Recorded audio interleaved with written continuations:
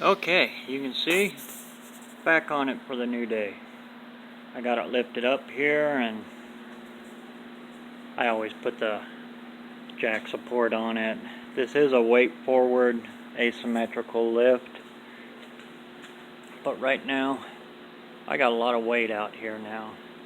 So yeah, I'm a chicken. I always support it as my thing. No matter what anybody says, safety is safety. Take as many precautions as you can not to go to the hospital.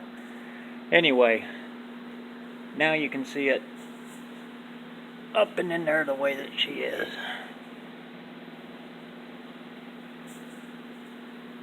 She's double mounted down in here. You can see the rubber here, the main mount, another piece of rubber. This piece of flat bar here is basically a big washer. A double nut washer basically is what I made there. And then my 2 bolts dropping through. You can see how much room I got there with my center link. And then when I turn the wheels back and forth, see if I can do this holding the camera. I don't know if I'm going to be able to do this holding the camera. There. Let me try this.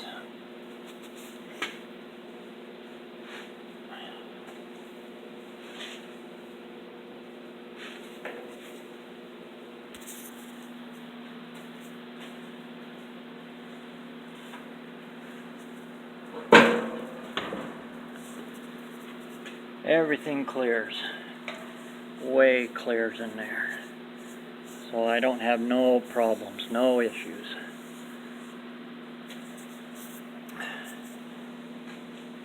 That's a lot easier when I was doing it and watching it. Trying to do it one-handed and holding the camera at the same time is a little difficult.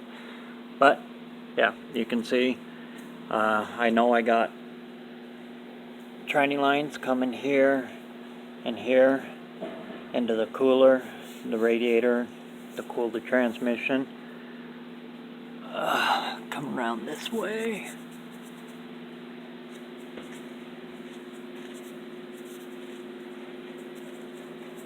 That's my clearance from the bottom of the crank down. So I know I'm more than good there, because that crank pulley will come down here. I can drop a belt off, no problem. Also, you can see in there, once I get the motor and transmission pulled back out, then I can get in here and I can do a good heavy weld across the back side of this mount, and then finish grinding and polishing it all off. Right now it's just welded good enough to be there and not move and all of that. So I know I got room. I got plenty of room there and there. I'm not gonna hit nothing. I'll grab that light.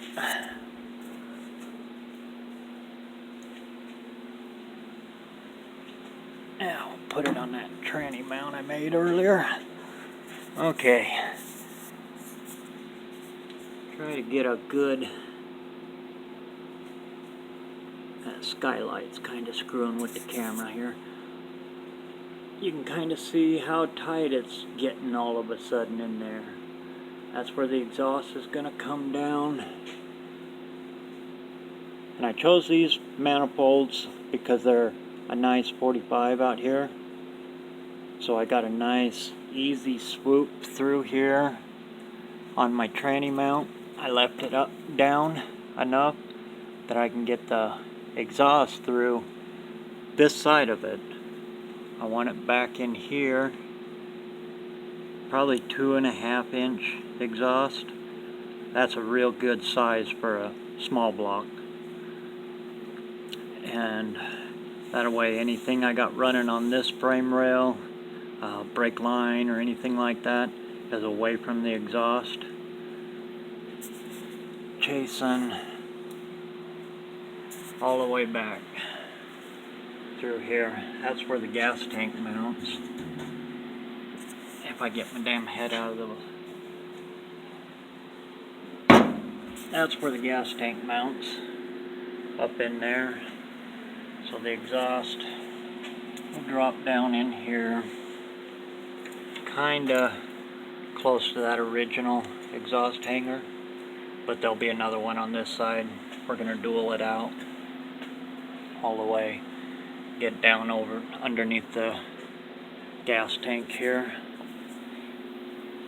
Heat's not a big issue back here with exhaust.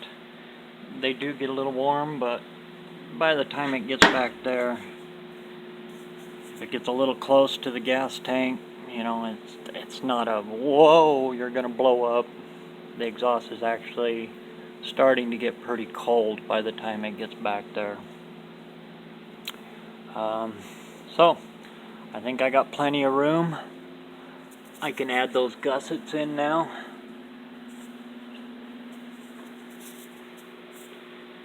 And I'll add them on. This is hard.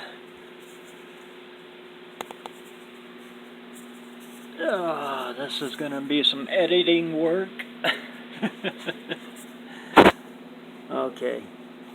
This is the uprise of my angle iron. I'll run my gusset from there down. That way it's on that hard part, and that'll really strengthen that up so it can't move anywhere. But you can kind of see there, that's the box. You can kind of see how tight that's gonna be. There, that's kind of a steering box view up to the firewall there.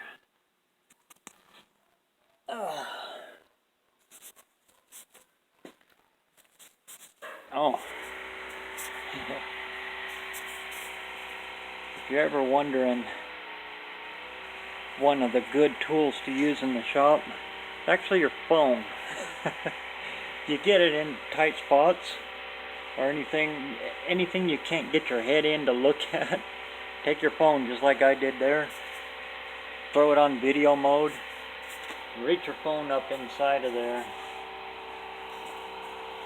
and take a look around, and you can pull it back out, take a look at the footage, and you can kind of get an idea. I use the phone quite a bit, snapping pictures. If you've never taken something apart, and it's going to be a little while before you put it back together, take pictures of everything. Fill your whole phone clear up with pictures of carburetors being taken apart, and you know, and take a picture of every screw. Sometimes I'll lay it out on a napkin or a shop rag, and I'll label every screw where it went. And you know, there's 1,000 different carburetors out there, and every one of them's a little bit different. That's a trick I've learned. Dad used to do it the old way, where you lay it out and then you draw a basic diagram picture and you label every screw, and you put every screw and every needle and everything onto your piece of paper with your little picture that you drew. These days, I guess technology has taken over even on us old guys, because I use my phone for a lot of that. Anyway, I'm going to get back on it here, probably zap those gussets in, and the nose is done. She is set. And, oh, another thing that I checked, I came right here and I looked at this, because I know that's my true center. As you can see, that grill, boy, you can really see it there. It goes whoosh. But I know that's still true, that peak right there. Got my eyeball looked through there all the way up. I keep watching the material, but I can still see the center post in the windshield through the grill here, and got a good visual. That's right in the center of the car itself, and I used that windshield post and everything like that to determine that. Also, even though I know that this is not 100% sure way of doing it, this ball joint greaser right here, if you can see that, I measured from there to this bumper mount hole right here that used to go down to the splash apron. I measured from the back side of that hole to the greaser on the ball joint, not the tire rod, the ball joint. That came out to 20 inches dead flat. I mean, right on the pickle. And did the exact same thing there to this one here. Came out the same. The reason I checked that again is because when this tire here turns, you can see it rubs. It doesn't rub on the other side. I stand back and I look at the car, and if I go off the tires, it looks like that front end is over here a little bit. It looks like it's favoring this side, but it's that dent where this car's been hit and rolled it over. So don't go off that. In fact, it tricks me. Every time I look at the car, I think it's off, but I know it's that dent right there that's pushed in that makes it look like this fender is sticking in. You see on this one here, it's a little more true, and this one's more still rounded out. So those are just little things to keep in your mind, keep looking at. Look at multiple angles, look at multiple things. Don't go off at just one, because your eyeballs will trick you. And if you're working on junk, which is what a rat rod is just leftover stuff, it's all going to be kywobbied, bent, twisted, broke, dented, because if it wasn't like that, you wouldn't want to use it for a rat rod. It'd be a restoration. But this car was too far gone for restoration. Would have cost too much to get a good return on it on a restoration. So basically it would have been sold for parts or rat rodded, hot rodded. That's what we're doing. I'll do a video on what rat rods mean. Let's try this. What rat rods mean to us. There's 101 different definitions of what a rat rod is. Everybody's got a different one. They're all right and they're all wrong. This one, if you go off of Rat Rod magazine, would be classified probably as a survivor. Maybe a chassis swap, I don't know.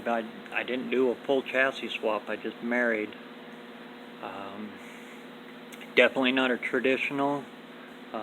By the way, if you're into traditional hot rods, rat rods, take a look at Iron Trap Garage on YouTube here. That guy is great at traditional rat rod, hot rods. Amazing, the stuff that he does. And I don't know, I would call this probably a survivor,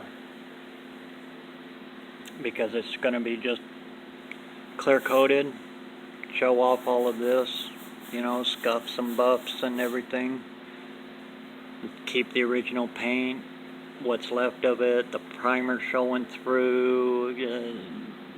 Don't do any body work, just make everything work.